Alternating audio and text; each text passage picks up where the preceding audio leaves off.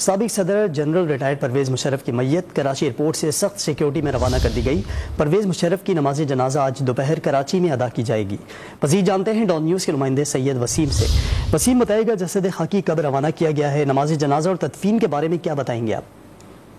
جی بالکل، دیکھیں دبئی سے میت لے کر آنے والی پرواز MLM 567 میں سابق صدر جنرل پرویز مشرف کی اہلیہ، صاحبزادی اور دیگر بھی کراچی پہنچے ہیں، اور پرویز مشرف کی جو جسد خاکی ہے اس کو سخت سیکیورٹی میں ایئرپورٹ سے روانہ کر دیا گیا ہے، اور ایئرپورٹ سے روانہ کیے جانے کے وقت جو ہے وہ اطراف کے تمام جو راستے ہیں ان کو کارڈن آف کر دیا گیا تھا، اور جو سڑک جہاں سے لے کے گئے ہیں ادھر سے جو ہے وہ سیکیورٹی سخت سیکیورٹی میں لے کے جایا گیا ہے۔ پرویز مشرف کی نماز جنازہ کل دوپہر کراچی میں ادا کی جائے گی۔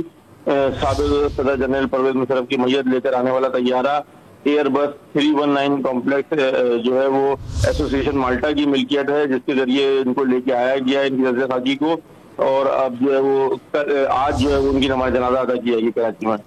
سید وسیم، بہت شکریہ آپ کا۔